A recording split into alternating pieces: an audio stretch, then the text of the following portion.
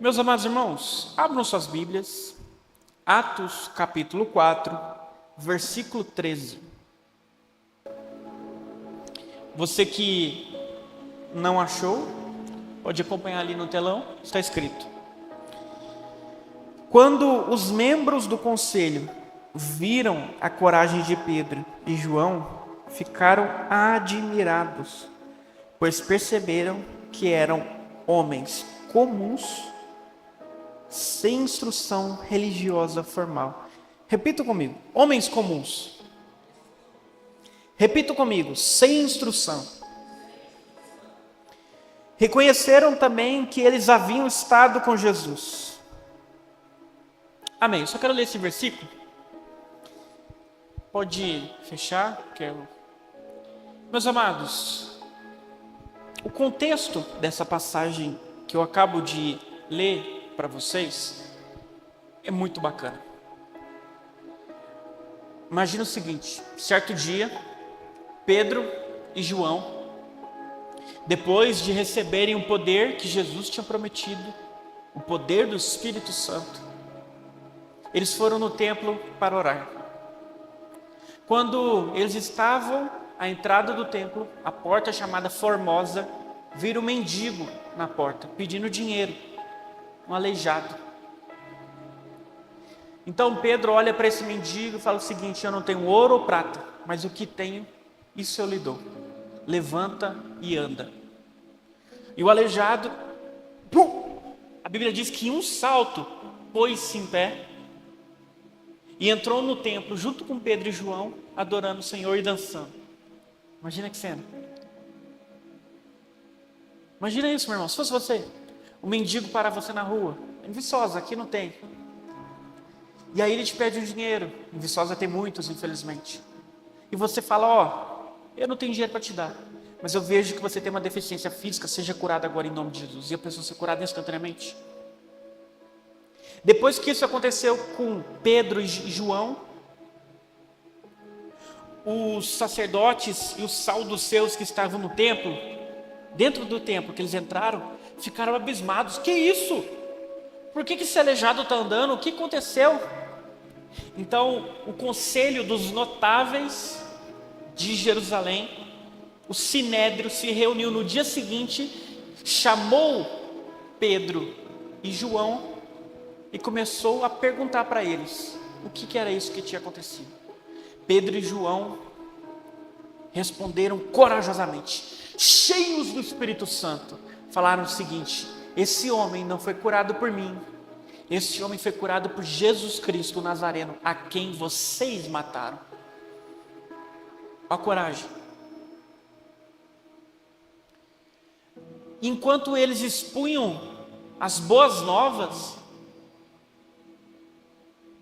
no pensamento desses homens notáveis, desses judeus, saduceus, fariseus, mestres da lei, eles pensavam o seguinte: como pode esses homens comuns e sem instrução falarem dessa maneira? Como pode esses homens comuns e sem instrução orarem e um aleijado ser curado? Isso me chama atenção. Me chama atenção porque nós sabemos que Pedro e João eram apóstolos, grandes homens do Senhor. Eles tiveram parte no ministério de Jesus, e depois que Jesus foi assunto aos céus, eles foram os pilares da igreja junto com Tiago. Eram homens piedosos, corajosos, cheios do Espírito Santo, grandes homens.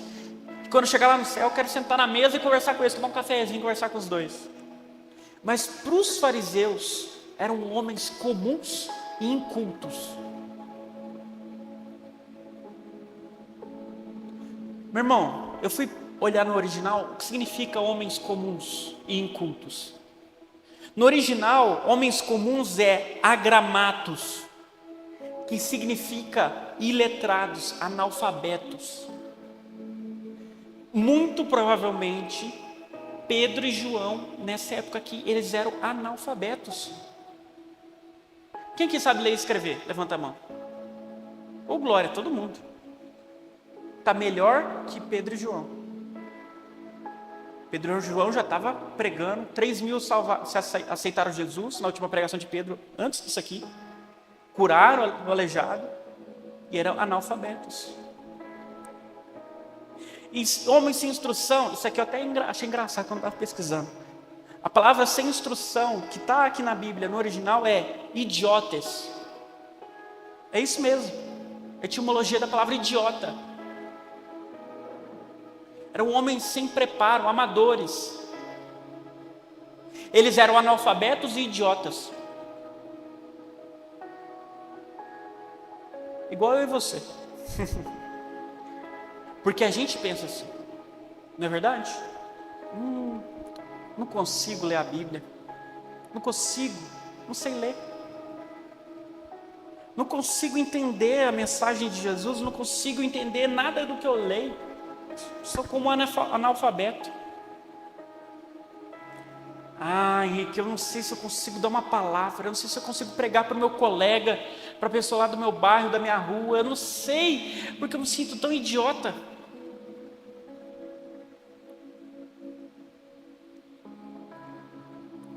Mas Deus não enxerga assim. Pelo contrário, você pode até ter as suas dificuldades e na essência não ter todos os atributos necessários para que a sociedade aplauda você. Mas Deus transforma homens comuns e incultos em grandes homens do reino dele. Quem aqui quer ser um grande homem, uma grande mulher no reino de Deus? Ser como Pedro e João? Todo mundo, não é? E Deus quer isso para você. Lá em Efésios capítulo 2, fala que Deus, Ele nos salvou mediante a graça, não é por obras, mas para as boas obras. Então Deus deseja que você seja como Pedro e João, meu irmão. Você foi salvo para isso, para pregar, para orar, para curar, para fazer a diferença na sociedade. Sabia disso? Foi por isso que Deus te salvou. Para que você dê bons frutos, exerça as boas obras, como os apóstolos aqui fizeram. E Deus quer te preparar para que você seja como eles, apesar das suas dificuldades. Mas Henrique, como? Como Deus vai me transformar de um homem comum para um grande homem de Deus? Eu quero falar 4 maneiras que Deus faz isso. A primeira delas, meus irmãos, é que Deus coloca em nós a vontade de crescer. Deus coloca em nós. Quando eu perguntei quem aqui quer ser como esses homens, todo mundo levantou a mão e eu creio que foi de verdade, não foi só para agradar o pregador. Eu creio nisso. Eu vejo em vocês que estão aqui no culto hoje esse desejo, porque todo culto, todo point, vocês estão aqui. Todo Tadel, vocês estão aqui. Da igreja, vocês são os que mais pertencem a todas as reuniões e estudos, vocês são os que mais comparecem. Eu vejo o desejo no coração de vocês. Então o primeiro passo, vocês já estão bem fixados nele. Deus colocou no coração de vocês a vontade de irem além, de experimentarem mais, de crescerem. E é assim que Deus trabalha. Ele coloca em nós, antes de tudo, uma vontade. Olha só o que está escrito, abre aí, por favor, Carol. Filipenses 2,13. A Bíblia diz que Ele opera em nós o querer e o realizar. Olha só, pois Deus está agindo em vocês, pode prestar atenção ali, não precisa abrir não, dando-lhes o desejo, olha ali, dando-lhes o desejo e o poder de realizarem aquilo que é do agrado dele. Então, se você tem o desejo de crescer, meu irmão, saiba que o Espírito Santo de Deus fez isso dentro de você. Henrique, será que eu tenho o Espírito Santo de Deus? Você quer crescer? Você vê esses homens aqui e fala, eu quero ser como eles. É o Espírito Santo que colocou isso dentro de você. Ele mora dentro de você. Isso é um testemunho de que você é um homem ou uma mulher de Deus. Isso também é maravilhoso. Pode fechar. Sabe por quê, meus irmãos? Porque eu vejo gente o seguinte: eu tenho medo de ir para o ministério. Vai que Deus me manda ir lá para a África pregar para os índios lá da África, os nativos. Tem gente que pensa assim. Já vi isso.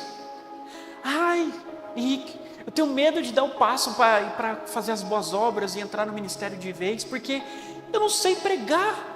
E se eu passar vergonha quando estiver pregando? Meu irmão, o que nós lemos ali é o seguinte: Deus coloca em você, antes de tudo, o desejo. Você vai anelar, vai ansiar, você vai querer, ter muita vontade, estar muito afim de entrar naquilo que Deus te chamou para que você desempenhe. Então pode ficar tranquilo, se não queima no seu coração de ir para a África, você não vai para a África. Não foi isso que Deus colocou no seu coração. Não foi isso a responsabilidade que Deus incumbiu a você. Sabia? É assim que funciona. Antes de qualquer coisa, Deus coloca em nós o desejo, o fogo. Deus coloca em nós eu preciso. Você fica indignado porque não tem gente suficiente, ou por que não estão fazendo como deveria, ou sabe, isso queima no seu coração. Então eu vou, então eu faço, então eu falo. É assim que você descobre qual é o seu chamado. E às vezes o seu chamado não precisa ser pregar aqui no púlpito. Não estou falando que tem gente que pensa que só tem dois chamados, né? Que é pregar no púlpito e louvar. Meu irmão, primeiro que louvar não é nenhum chamado. Louvar é um estilo de vida. Você é um adorador no dia a dia. O que os irmãos fazem aqui, eles são anfitriões da presença, só isso. Isso aqui não é nenhum chamado. Isso daqui é você no dia a dia adorando o Senhor, elogiando Ele, e na igreja, no culto de domingo, no sábado, você ajudando os irmãos a adorarem junto com você. E isso do que eu estou fazendo aqui hoje, talvez não seja exatamente para você. Talvez você não vai subir no púlpito, no culto de domingo e pregar. Mas isso daqui também não é um chamado. Como assim não é um chamado? Eu estou falando da pregação de maneira geral, não essa aqui que eu estou fazendo. O trabalho de pastorear, de ser um mestre é um chamado. Mas pregar também não é um chamado. Pregar é um estilo de vida para todo cristão. Da mesma maneira que você tem que louvar na sua casa, da mesma maneira que você tem que estar adorando o Senhor na rua, você tem que estar pregando na sua casa, você tem que estar pregando para as pessoas da sua rua. Os irmãos estão entendendo?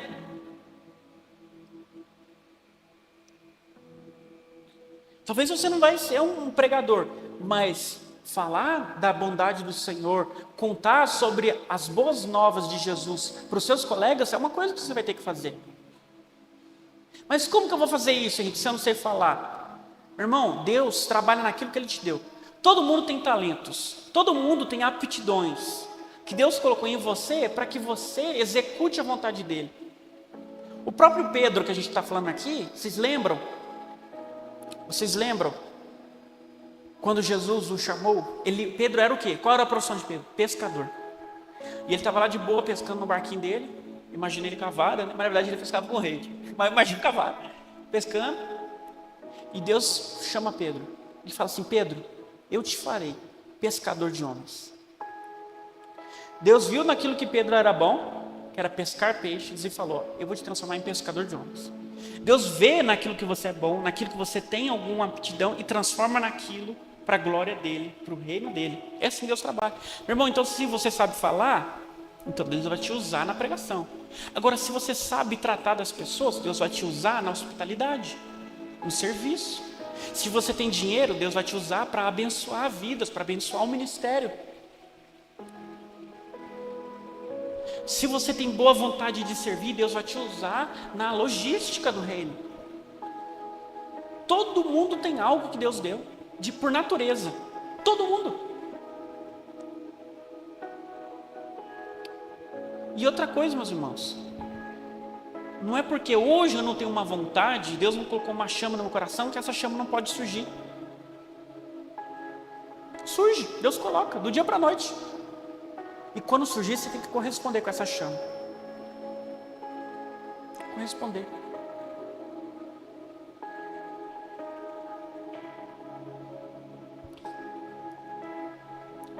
Tá certo, Henrique. A primeira maneira é que Deus coloque em nós a vontade de crescer. Primeira maneira para ser um grande homem de Deus, como esses daqui eram, apesar de serem homens comuns e homens comuns e sem instrução. Então, o primeiro passo, Deus coloca em nós a vontade, direcionado para aquilo que a gente vai ser útil. E o segundo passo? O segundo passo depende muito de você, no sentido da sua boa vontade, que é, Ele exige ações de você para isso, para que você seja um grande homem, uma grande mulher. Vamos ver quais ações são essas? Abre aí para mim, Carol. 2 Timóteo, capítulo 2. A gente vai ler do 15 ao 26.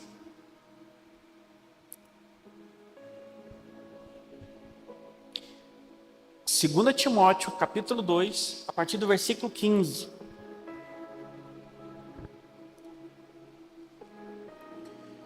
Olha só. Prestem atenção ali, bastante atenção, tá bom, meus irmãos? Está escrito: esforce-se sempre para receber a aprovação de Deus, do Deus a quem você serve.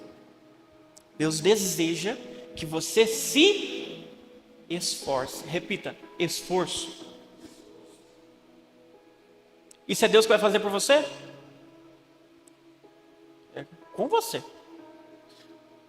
O instrutor da academia, que vocês vão lá na academia, o Pinha, ele não vai pegar o peso por você e fazer as repetições. Ele vai te falar como fazer. Ele vai estar lá te dando suporte. Mas quem faz a repetição é você. Esforce-se sempre para receber a aprovação de Deus a quem você serve. Seja bom trabalhador. Repitam, bom trabalhador. Olha a primeira característica aí. Bom trabalhador. Henrique, o que é um bom trabalhador? É alguém, meus irmãos, proativo. É alguém que antevê aquilo que é necessário. É alguém que faz com zelo, dedicação, sem preguiça, sem corpo mole, fazendo sempre mais do que necessário. Isso é um bom trabalhador. Se a gente pensar de maneira secular, o que é um bom trabalhador? Trabalhando numa mercearia, no supermercado, na prefeitura, sabe, em qualquer ambiente de labuta diária. O que é um bom trabalhador? É isso, que é prestativo, que faz mais do que lhe pedem, que faz sorrindo, que faz de boa vontade, não é? Não é horrível quando você vai numa repartição pública e aí a pessoa está... Aí você fala assim, bom dia, tudo bem? Eu estou precisando... Peraí, estou ocupado aqui. Não é desagradável isso? Com a cara fechada, desprezando a gente, é muito ruim. A gente tem vontade de nem voltar lá.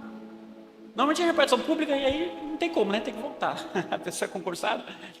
Mas isso não é um bom trabalho. O meu trabalhador faz com alegria. Deixa eu te falar. Você faz as coisas do Senhor com alegria? Você faz as coisas do Senhor com boa vontade? Como Davi, opa! Me chamaram para ir na casa do Senhor. Davi falou isso. Alegrei-me quando me disseram, vamos à casa do Senhor. Hoje tem ponte. Glória. Vou lá pregar, vou lá servir, vou lá levar um lanche. Meu irmão, você está levando um lanche, você está servindo. Você está na obra. Vou louvar, glória a Deus, tem ensaio. Glória. Esperei a semana inteira pelo ensaio. Isso é um bom trabalhador. Meu irmão, você está lá no ensaio, é o mínimo. Isso é ser um trabalhador, bater ponto. Você tem que ser um bom trabalhador, fazer mais do que é necessário.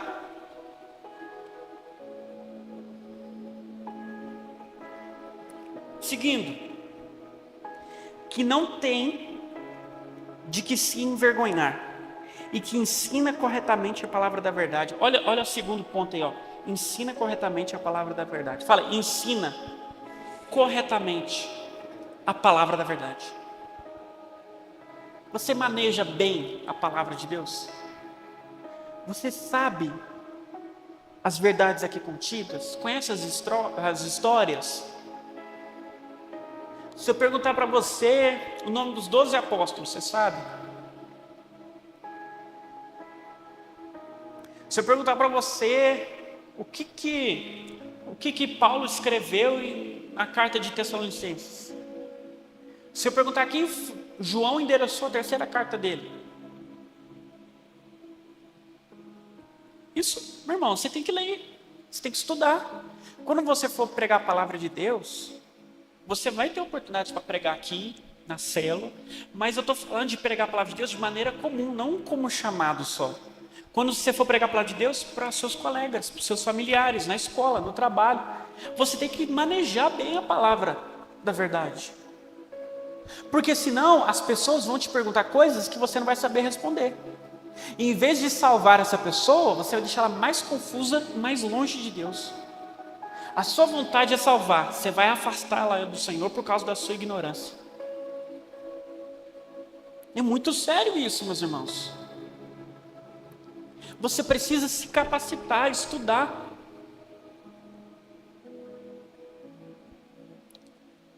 Qual foi a última vez que você leu a Bíblia? Você está lendo todo dia, não está? Em nome de Jesus. Agora, muito bem, você está lendo todo dia? Qual foi a última vez que você entendeu o que você leu? Porque eu falo isso com muita constância. Tem gente que acha o seguinte: vou ler a Bíblia. 1 Timóteo aqui. Acabei. Fecha a Bíblia. Bati a meta. Meu irmão, não é assim. A nossa leitura, você pode ler um trecho, não precisa nem ser um capítulo, pode ser um subtítulo. Se você fizer isso, procurando entender, já é melhor que você ler 20 capítulos. Porque o objetivo é fazer com que essas informações penetrem no seu coração. Porque só assim, primeira coisa, você vai mudar de vida, você vai mudar a sua realidade, e aí sim você vai poder mudar a realidade das outras pessoas. Meus irmãos, de tudo aqui que eu vou falar, talvez isso aqui seja o mais importante. Porque se você for amigo da palavra de Deus, se você manejar bem a espada da verdade,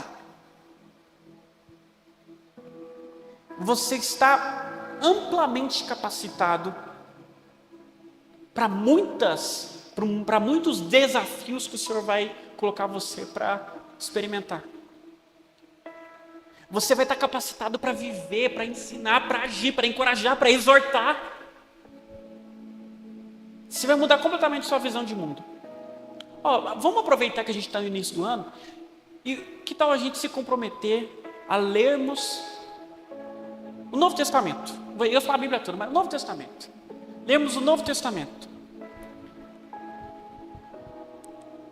Até o final, olha só, o prazo que eu estou dando. O Novo Testamento até o final do ano. É fácil. Lê um capítulo por dia. Um capítulo. Eu acho que você acaba até o final do ano, até antes. Todo dia lê um capítulo do Novo Testamento. Começa em Mateus, Marcos, Lucas, João, Atos, Romanos, 1 Coríntios, 2 Coríntios. Vai lendo. E lendo de verdade. Não é para bater meta não, para entender. Se no final do ano você falar assim, Henrique, minha vida não mudou, aí, se você procurar entender e falar que sua vida não mudou, então, o que eu falei aqui é bobagem. Você vem me confrontar. Vamos fazer a prova. Se sua vida não vai mudar, se sua realidade não vai mudar, se a maneira de enxergar as coisas não vai mudar. Mudou a minha. Eu ia na igreja, frequentava os cultos. Se perguntasse assim, Henrique, a história de Davi? Contava. Henrique, a história de Abraão? Contava. Henrique, a história de Noé? Contava. Henrique, a história de Paulo? Contava. Mas eu nunca tinha lido a Bíblia, quando eu era adolescente. Eu fui criado na igreja, então eu sabia essa história, mas nunca tinha lido a Bíblia. Eu achava que, eu sei. Meu irmão, quando eu peguei para ler, eu percebi que eu não sabia nada. Eu cresci demais. Acho que a primeira vez que eu li a Bíblia toda, demorei 2 anos para ler. Eu li dos 15 aos 17. Se eu não me engano foi isso. Mudou minha vida. Esse período dos 15 aos 17 eu me transformei em outra pessoa.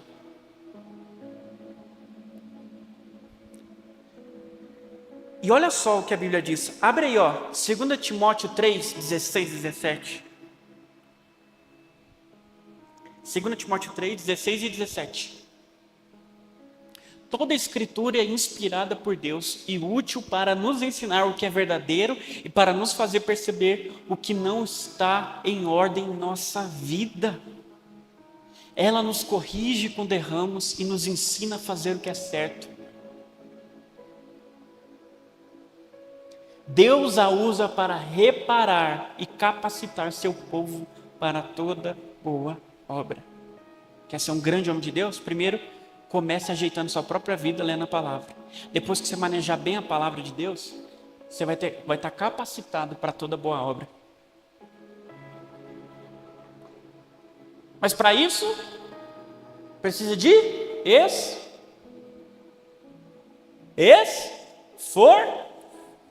Vamos, gente, esfor. Você tem que ler. E se comprometa, um capítulo por dia, vou ler um capítulo por dia, entendendo, meditando. Henrique, não entendi, manda áudio para mim. Henrique, não entendi, me explica aí. Pimba, vou responder para você. Talvez demore um dia, demora para responder um pouco, mas eu respondo. Vamos seguir lá o texto que a gente está lendo. 2 Timóteo 2, a gente agora vai para o 16. Lembrando, a gente está falando aqui das ações que o Senhor exige de nós para sermos homens grandes, apesar de sermos fracos. Olha lá, evite conversas tolas. Repita, evite conversas tolas. No final, ele até volta a falar isso, no 23. No 23 ele volta a falar isso. Digo mais uma vez, não se envolva em discussões tolas e ignorantes que só servem para gerar brigas. O servo do Senhor não deve viver brigando, mas ser amável com todos, apto a ensinar e paciente. Meu irmão, você gosta de uma briga? Uma discussão? Acho que isso depende muito da personalidade, do temperamento. Eu sou de um temperamento mais explosivo. Eu gosto de uma briga. Isso é um erro que eu tinha. Ainda tenho, né? Tem que melhorar. Mas eu lembro quando eu era mais jovem, nossa, eu gostava muito de uma briga. Não perdi uma oportunidade de entrar numa discussão. Mas isso não é coisa de Deus, não. Isso não é coisa de um homem de Deus, não. O homem de Deus evita por tudo uma briga. Ele ama a paz, ele é amável, ele é doce. Eu não estou falando que não há momentos para briga. Tem momentos que se você não brigar, aí você não é um homem de Deus. Porque tem gente que está no outro extremo, né? Evita até as brigas que são necessárias. Porque há uma diferença entre tranquilidade e paz. Tranquilidade é aquele estado que a pessoa está, que ela é morna. Você está ali, imagina, deitado numa rede, sem fazer nada. Meu irmão, isso não te leva a lugar nenhum. A paz que refrigera a sua alma, a paz que transforma as realidades. E para ter paz, às vezes é preciso ter guerra. Lembra da Segunda Guerra Mundial? O Hitler começou a dominar a Europa toda. Se a Inglaterra, depois os Estados Unidos, chegasse junto lá, o mundo inteiro ia estar na mão desse cara. A gente não ia ter paz. Então, antes da paz, às vezes é necessário guerra. Às vezes. Se você for igual eu, então controla bem. Analisa bem. Porque às vezes. Agora, se você for do time que é da tranquilidade, que não quer confusão com ninguém, meu irmão, saiba também se posicionar. Saiba entrar em guerra quando necessário. Mas, de regra geral, evite discussões tolas e ignorantes. Evite conversas tolas e profanas. Você senta numa roda e tem gente falando coisa errada. Você fica ali e vai embora. Tem que ir embora. Evite falar coisas que não agrega. Evite conversas que só é recheada de maledicência, murmuração, fofoca. Eu já preguei sobre maledicência. Aqui na igreja, eu preguei lá em Viçosa, você estava. Você sabe como é que é grave esse pecado? Que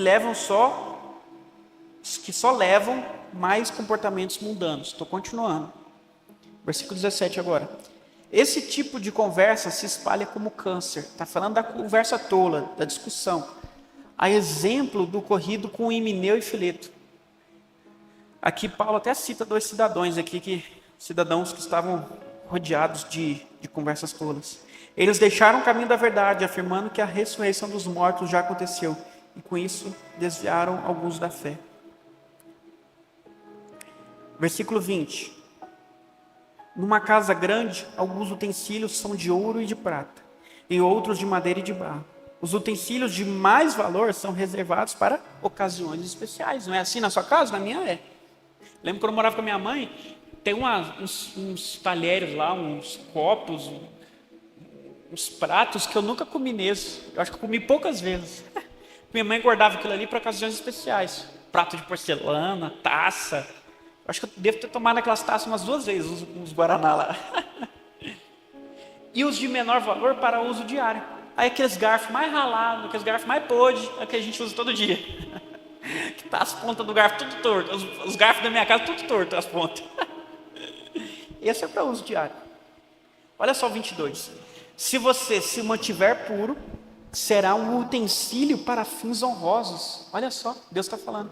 Se você se mantém em santidade, guardando tudo isso que eu tenho falado e que eu vou continuar falando aqui mais alguns, você vai ser como essa taça, como esse melhor garfo, esse melhor talher. Não como esse talher horrível, ralado que a gente usa. Você vai ser diferente, o melhor. Por isso, se mantenha puro. Continuando. Será um utensílio para fins honrosos, sua vida será limpa e você estará pronto para que o Senhor da casa o empregue para toda boa obra. Você precisa estar andando em santidade, meu irmão. Henrique, eu quero muito estar na obra, eu quero muito fazer algo, muito bem. Mais do que sua obrigação isso, é isso mesmo. Mas você tem que andar em santidade. Está na obra para você ver em pecado. O Senhor faz com você, igual fez com Hofni e Finéias, que até a Sibeli falou, ou com Datã, Abiú, vários exemplos aí de sacerdotes que estavam em pecado, servindo o Senhor e morreram fulminados. O Senhor cobra caro, o Senhor cobra bastante dos seus filhos. E não tem, então, não vou entrar na obra, Henrique. Meu irmão, você já está na obra, você tem que entender isso, não tem escapatória, você já está nisso, deveria estar. Se você não for para a obra, se você não for para o ministério, o Senhor vai te empurrar para o ministério. Então, você está com medo de receber algum juízo ali? Se você ficar parado, você vai receber o juízo de cá. Você está entendendo como é que funcionam as coisas com o Senhor? O Senhor quer o seu melhor. Igual a gente falou semana passada da ovelha. Se a ovelha é desobediente, ele vai quebrar a pata da ovelha. Deus está falando, você tem um caminho para trilhar, você tem que tomar certas atitudes. Meu irmão, e é maravilhoso. O que é melhor que andar em santidade? Eu gosto de fazer isso. Sacrifício, paz. Porque eu ando em santidade, graças a Jesus por isso. Não é mérito meu, é graças a Ele que me convence todos os dias, para que eu não peque. Mas eu estou em santidade, eu estou em paz. O que Satanás? Nem Satanás, nem anjo, ninguém pode me acusar de nada. Não, ninguém. Que delícia isso, meu irmão. Você está com paz, isso é paz. O mundo aí, você pergunta para o pessoal do mundo aí, você prefere dinheiro ou paz? Dinheiro, que as pessoas amam dinheiro, matam e morrem pelo dinheiro. Vai falar, prefiro paz. E eles nunca vão ter paz, porque paz verdadeira só tem aqueles que servem a Jesus e procuram a santidade que só tem em Jesus. Quando você ser santo, quando você for santo, verdadeiramente como Jesus, pede, eu creio que vocês são, porque é muito fácil, é só você andar com Jesus, Ele vai te santificar. Santidade não é, vamos lá, eu tenho que carregar esse negócio com a minha força, eu que vou bater. Meu irmão, você tem a sua parte de esforço, é isso que a gente está falando aqui, mas é Jesus que vai fazer com você. Continuando aí. 22. Fuja de tudo que estimule as paixões da juventude. Isso aqui é para nós. Só tem jovem aqui. Fuge de tudo que estimule as paixões. O que estimula o seu pecado? O que estimula suas paixões pecaminosas? Fuja, corra, faça como José. A mulher bonitona agarrou ele, o que ele fez? Perna para quem tem, saiu correndo. Deixou as roupas na mão dela, saiu correndo. Aí, sou tentado vendo umas mulheres bonitas aqui no meu celular. Meu irmão, desliga o celular. Guarda o celular, tira a bateria do celular, para de mexer nisso. Fuja, já falo isso várias vezes. Henrique, nossa, eu não aguento. Eu vejo uma roda de gente conversando, eu quero ir lá fofocar. Não vai para o meio da roda. Henrique, não aguento.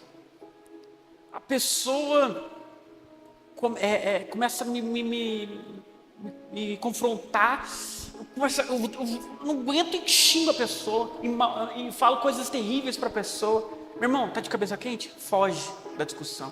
Ah lá, é covarde, tá com medo? Sou. Eu tô com medo, não de você, eu tô com medo de pecar contra o meu Senhor. É assim que a gente tem que se portar. É humilhante, à vista da sociedade é. Mas para quem é servo de Jesus, isso é glória. Fugir é glória. Seja um fujão. Tá bom? Em vez disso, busque justiça, fidelidade, amor, paz. Olha só as virtudes que você tem que buscar: justiça, fidelidade, amor e paz. A gente teve uma série ano passado, ou retrasado, dos frutos do Espírito. A gente tratou de todas essas virtudes do fruto do Espírito.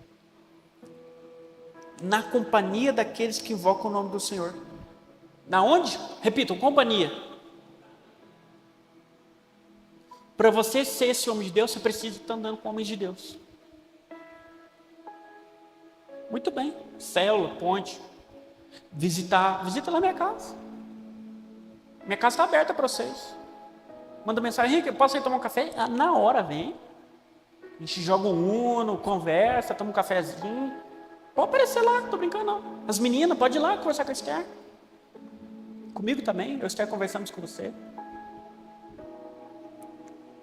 O pastor, sim. Tem alguns irmãos que são mais chegados no pastor. Os irmãos reparam. Sabe por quê? Porque o pastor gosta mais deles? Não, é porque é só pastor. Pastor, uma pessoa que você sabe, pastor, posso ir na sua casa? Pode. Tamira está lá em casa, na casa dos meus pais direto. Eu vou lá, ela está lá mais lá do que eu. A pastora gosta mais da Tamira do que de... Não, é porque a Tamira está lá. A Tamira vai lá. É isso, meu irmão. Olha que privilégio, ser amigo do pastor. Olha que privilégio. Enche o saco do pastor. Pastor, posso ir aí? É isso.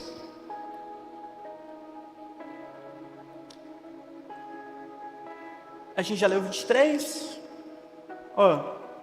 25. Instrua com mansidão aqueles que se opõem, na esperança de que Deus os leve ao arrependimento e assim conheçam a verdade. Então voltarão ao perfeito juízo e escaparão da armadilha do diabo, que os prendeu para fazerem o que ele quer. Então, quando você adquirir tudo isso, se for pregar, faça com mansidão, não com raiva. As pessoas vão se opor a nós, vão confrontar a gente, não fica com raiva. Fala com mansidão, com amor. Então, esse é o segundo ponto. Deus exige de nós essas ações práticas. Boa vontade. E Pedro e João fizeram isso. Meu irmão, eles eram analfabetos. Mas não tem um livro de Pedro e de João na Bíblia? Eles eram analfabetos? Mas tem primeira carta e segunda carta de Pedro.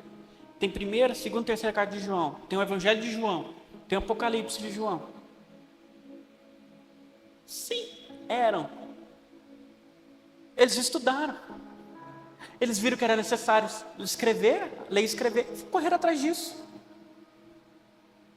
Então há um tempo de preparação. Eles se prepararam, começaram como incultos, terminaram como escritores do maior livro da história. Você não é fraco, meu irmão. Você só não entendeu aquilo que Deus quer de você, aquilo que Ele vai fazer em você. Porque esse é o terceiro ponto. Ele age em nós. Para nós sermos grandes homens, nós temos esforço pessoal, mas tudo isso é Ele agindo em nós. Glória a Deus por isso, amém? Porque se fosse só nossa fortuna aqui, nossa vontade, não está lascado. É nossa vontade aliado à presença do Espírito Santo em nós. Porque a Bíblia diz lá em Hebreus 13, 20 e 21, que Ele nos aperfeiçoa. Hebreus 13, 20 e 21. Hebreus 13, 20 e 21. É Ele que nos aperfeiçoa. É Ele. Você tem que estar lá, posicionado, com vontade, fazendo aquilo que cabe a você, mas é Ele. E agora que o Deus da paz, que trouxe de volta dos mortos nosso Senhor Jesus, o grande pastor das ovelhas, o confirmou uma aliança eterna com o seu sangue. 21. Os capacite em tudo que precisam para fazer a vontade dele. Vocês viram qual é a vontade dele para vocês, para nós? Um monte de coisa que eu falei aqui. Ele nos capacita para fazer a vontade dele. Que ele produza em vocês, mediante o poder de Jesus Cristo, tudo que é agradável a ele, a quem seja glória para todos sempre. Amém. Isso é um alívio, não é? E além disso, meus irmãos, além dele nos aperfeiçoar, ele nos dá as ferramentas. Henrique, Deus me colocou no meu coração um chamado para visitar as pessoas. Eu tenho vontade eu vejo os irmãos muito desamparados. Dá vontade de ir na casa deles, conversar com eles. Tem muito idoso na nossa igreja, idoso fica sozinho em casa. Eu tenho vontade de ir lá conversar com eles. Isso é um chamado de Deus para você, uma missão. Um chamado no sentido de missão de Deus para você. Mas Henrique, eu moro lá onde Judas perdeu as botas. Os velhos moram lá onde Judas perdeu o chinelo. Como que eu vou? Não tem nenhuma bicicleta. Meu irmão, não se preocupa com isso não. É Deus que te dá as ferramentas. Vai bater alguém na sua porta para te dar uma bicicleta. Vai bater alguém na sua porta para te dar um carro. É assim que Deus faz. É loucura. Olha só o que a Bíblia diz. 2 Coríntios 9:8. Vai falar que o Senhor nos dá essas ferramentas. Deus opera em nós o querer e o realizar. Deus é capaz de lhe conceder todo tipo de bênçãos. Bênçãos, repitam, bênçãos. Para que em todo tempo vocês tenham tudo o que precisam, repitam. E muito mais para repartir com os outros. Irmão, se você tem um chamado que é para abençoar as pessoas, bênção. E tudo que você precisar. Quando você for trabalhar num trabalho circular, você não tem que se preocupar. Por exemplo, eu estava ajudando lá o Kesa com a impressora dele. Quando eu trabalhava na prefeitura, eu não tinha que me preocupar em comprar folha, em comprar tinta. Não, isso é com meus chefes. Eles vão me dar os instrumentos necessários para o meu trabalho. Os irmãos estão entendendo? Você tem que se preocupar. Como eu vou fazer? Como? O Senhor é teu patrão, meu irmão. Ele te dá as ferramentas para o seu trabalho. Descansa. E a quarta e última maneira que eu separei aqui,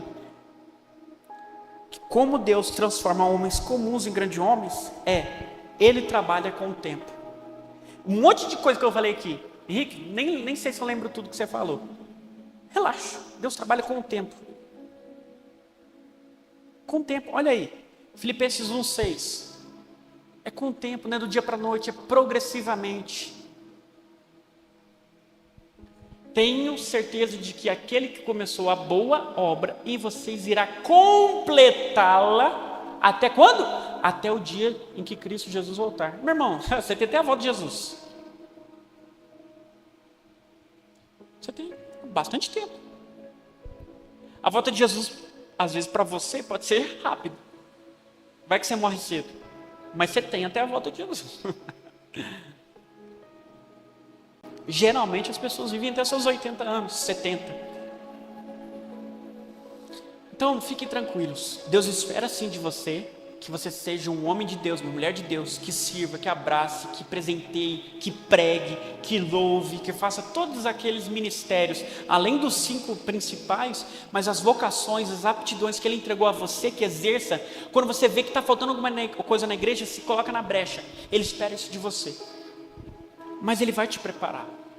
Isso significa o seguinte, que você não vai ser perfeito do dia para a noite, mas também significa o seguinte, que você tem que dar um passo agora. Você não pode parar, você não pode estagnar, você tem que começar o que lhe cabe hoje para fazer. O que lhe cabe hoje? Você sabe? O que Deus espera hoje de você? Meu irmão, segundo ponto que eu falei, as ações necessárias. Busque ser um bom trabalhador, ensinar, a manejar bem a palavra do Senhor. Busque evitar discussões, busque fugir dos estímulos pecaminosos, busque a justiça, a fidelidade, o amor, a paz e a companhia dos santos. O que cabe a você hoje é isso. O que cabe a você hoje é se entregar plenamente ao Senhor em todos esses aspectos, na igreja, na rua, onde você viver. Os irmãos estão entendendo? Então, quando surgir uma oportunidade, agarre-a, não deixe passar. Porque mais do que uma obrigação, vou salientar novamente, é uma obrigação. Se você não for, Deus vai te empurrar para isso, de um jeito ou de outro. Mas mais do que uma obrigação, é um privilégio. Meu irmão, você não quer ser como Pedro e João? Quem que era Pedro e João? Eles não eram analfabetos idiotas, como as pessoas viam. Pedro pregou o primeiro sermão dele, a primeira pregação de Pedro. Você fica nervoso na sua primeira pregação? A primeira pregação de Pedro, 3.000 pessoas aceitaram Jesus. Pedro foi na casa de um oficial romano, enquanto ele pregava, o Espírito Santo encheu todo mundo da casa. Imagina, você pregar e todo mundo está te ouvindo ser batizado no Espírito Santo. Pedro orou, o aleijado andou. A sombra de Pedro passava, curava as pessoas. Os aventais de Pedro jogavam em cima dos doentes e os doentes ficavam curados. Meu irmão, até arrepio um negócio desse.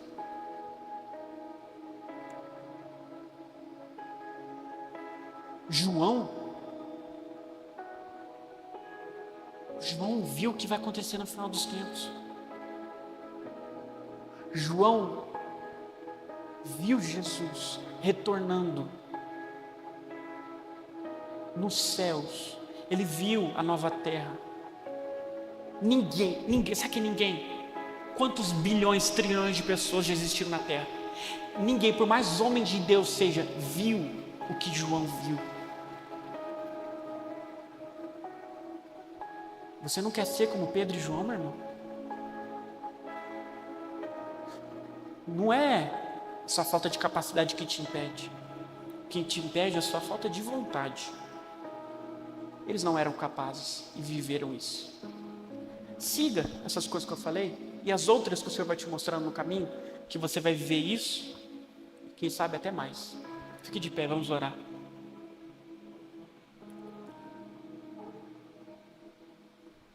Supremo Deus, bondoso Pai, agradecemos o privilégio, Pai, de estarmos aqui. Agradecemos, Pai, o privilégio de que, apesar de sermos homens comuns e sem instrução, homens que a sociedade aponta o dedo para nós e nos chama de analfabetos e idiotas,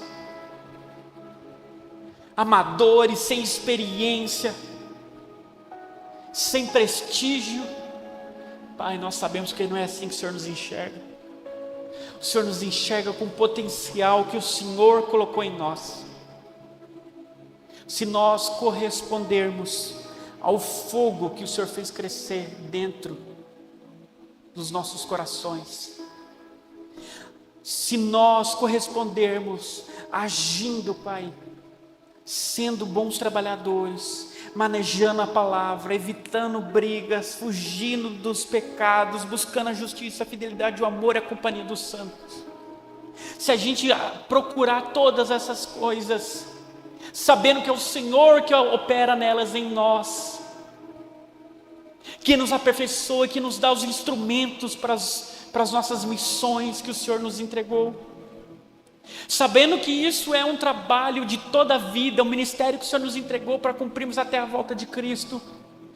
Se nós fizermos tudo isso e nos lembrarmos de todas essas verdades, nós viveremos o sobrenatural, seremos como Pedro, como João, melhor, Pai, nós seremos como o próprio Filho de Deus, Jesus Cristo, porque o Senhor nos prometeu que nós faríamos coisas iguais ou maiores.